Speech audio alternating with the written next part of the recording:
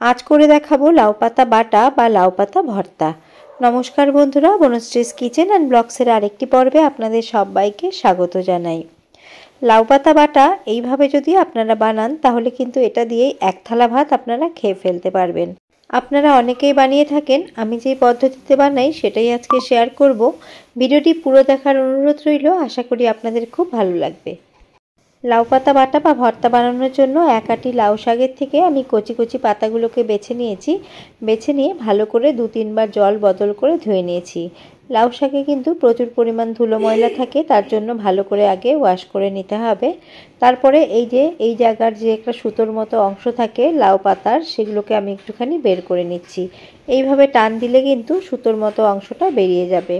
পাতার মধ্যে যে সুতোর মতো অংশগুলো রয়েছে সেগুলোকে আমি সব বের করে নিয়েছি। এবার লাউ শাকগুলোকে কেটে নেব। লাউ শাকগুলোকে ভালো করে ধুয়ে একটা ঝুড়ির মধ্যে রেখে জলটাকে আমি ঝরিয়ে নিয়েছিলাম। এবার সমস্ত শাকগুলোকে আমি একসাথে করে নিলাম। একসাথে করে এইভাবে ছুরি দিয়ে কেটে নিচ্ছি। এই কাজটা আমি ছুরি দিয়ে করলাম, আপনারা চাইলে বটি দিয়েও কেটে নিতে পারেন। লাউ শাক প্রচণ্ড নরম শাক, তার জন্য খুব একটা কুচি করে কাটিনি, মোটামুটি একটু রাফলি চপ করে নিলাম। আপনারা চাইলে মিহি করে কুচি করেও নিতে পারেন বা শাকটাকে আপনারা চাইলে হাত দিয়ে ছিঁড়েও নিতে পারেন, তাতে কোনো সমস্যা নেই। আমার শাকটা কাটা হয়ে গেছে, এখানে 7 থেকে 8টা পাতা আছে। এবার আমি চলে যাব নেক্সট স্টেপে। এই বাটা বা ভর্তা তৈরি করার জন্য যা যা লাগবে আমি এই প্লেটে নিয়ে নিয়েছি। এখানে নিয়েছি 12-14 কোয়া রসুন, 3টে কাঁচা লঙ্কা নিয়েছি, আর নিয়েছি 3টে শুকনো লঙ্কা। আপনারা যদি শুকনো লঙ্কা অপছন্দ করেন সেই ক্ষেত্রে কাঁচা লঙ্কার পরিমাণটা বাড়িয়ে দেবেন। আর এখানে নিয়ে নিয়েছি 1/2 চা চামচ কালো জিরে। এবার রেসিপিটি শুরু করব, তার জন্য গ্যাসের মধ্যে কড়া গরম করতে দিয়েছি। কড়া হালকা গরম হয়ে গেছে, এখন একে একে সমস্ত কিছু এর মধ্যে দিয়ে দেব। দিয়ে দিলাম শুকনো লঙ্কা, কাঁচা লঙ্কা আর রসুন। একদম লো ফ্লেম করে এগুলোকে আমি একটুখানি ড্রাই রোস্ট করে নেব।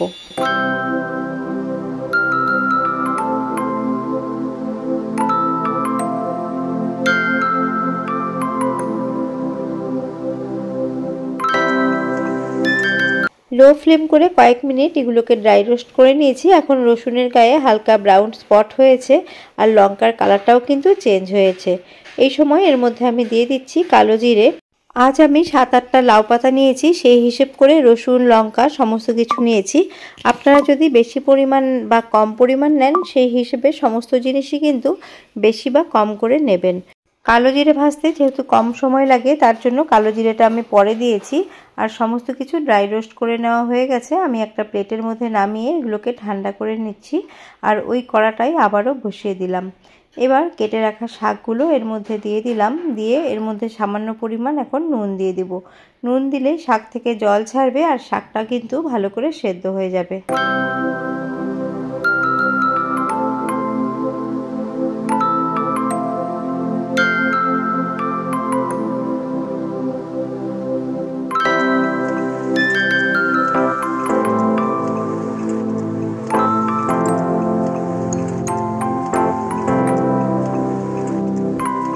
শাক সেদ্ধ হওয়ার জন্য লো ফ্লেম করে 4 থেকে 5 মিনিটের জন্য ঢাকা চাপা দিয়ে রান্না হতে রেখেছিলাম।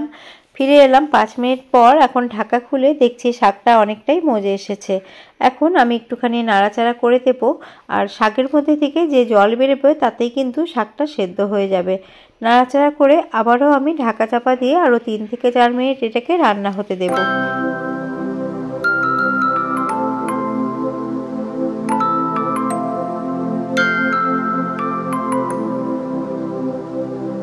ফিরে এলাম 4 থেকে 5 মিনিট পর। ঢাকা খুলে দেখছি শাকটা আরেকটুখানি মজে গেছে, আর শাক কিন্তু ভালো করে সেদ্ধও হয়ে গেছে।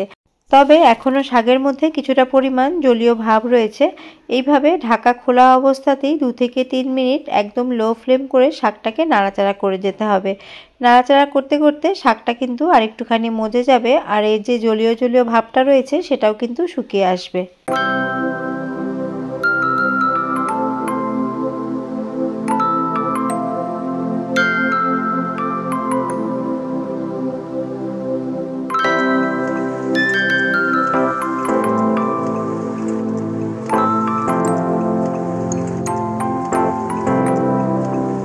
2 মিনিট মতো শাকটাকে নাড়াচাড়া করে নিয়েছি। শাকের যে জলজলে ভাবটা ছিল সেটা কিন্তু শুকিয়ে গেছে। এবার একটা থালার মধ্যে নামিয়ে নিচ্ছি, নামিয়ে শাকটাকে একটুখানি ছড়িয়ে দিচ্ছি যাতে তাড়াতাড়ি ঠান্ডা হয়ে যায়। যে কোনো বাটা বা ভর্তা শিলবাটায় করলে কিন্তু বেশি টেস্ট হয়, তবে আমি আজকে সময় বাঁচানোর জন্য মিক্সার গ্রাইন্ডারে করে নেব। ড্রাই করে নেওয়া সমস্ত জিনিস আমি মিক্সার গ্রাইন্ডারে দিয়ে দিলাম। এবার জল ছাড়া এগুলোকে আমি একটুখানি ঘুরিয়ে নেব। জল ছাড়া লঙ্কা, রসুন এবং কালো জিরেগুলোকে আমি ঘুরিয়ে নিয়েছি, আর দেখুন এইরকম আধা বাটা হয়ে গেছে। এবার ঠান্ডা হয়ে যাওয়া পাতাগুলোকে আমি দিয়ে দিচ্ছি। লাউ শাক সেদ্ধ করার সময় নুন দিয়েছিলাম, সেই বুঝেই আমি আরেকটুখানি নুন অ্যাড করে দিলাম। আর যে কোনো বাটা বা ভর্তায় নুন এবং ঝালটা কিন্তু একটু কড়া দিতে হয়, তাহলে কিন্তু খেতে ভালো লাগে। আমি জল ছাড়া এগুলোকে ব্লেন্ড করে নিয়েছি, আর দেখুন এই রকম হয়েছে। একদম মিহি না হলেও কিন্তু হবে, এই রকম হলেও কিন্তু খেতে ভালো লাগবে। আমার লাউ পাতা বাটা বা লাউ পাতার ভর্তাটা একদম রেডি হয়ে গেছে।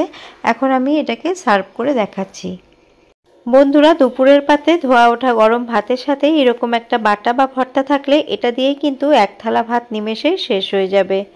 যারা লাউ পাতা বাটা খেয়েছেন তারা তো এর স্বাদ জানেনই, আর যারা এখনো খাননি তারা এইভাবে একদিন খেয়ে দেখবেন। আশা করি খুব ভালো লাগবে। পুরনো বন্ধুদের ধন্যবাদ সবসময় আমার পাশে থাকার জন্য। আর নতুন বন্ধু যারা আমার চ্যানেলটিকে ভিজিট করেছেন, এখন আমার চ্যানেলটিকে সাবস্ক্রাইব করেননি, অনুরোধ রইল আমার চ্যানেলটিকে সাবস্ক্রাইব করার। আর মনে করে পাশে থাকা বেল আইকনটির অল প্রেস করে দিলে আমার নিত্য নতুন ভিডিওর আপডেট সবচেয়ে আগে আপনারা পেয়ে যাবেন। আবারও হাজির হয়ে যাব অন্য কোনো রেসিপি নিয়ে বা ব্লগস নিয়ে। আজ এই পর্যন্তই, নমস্কার।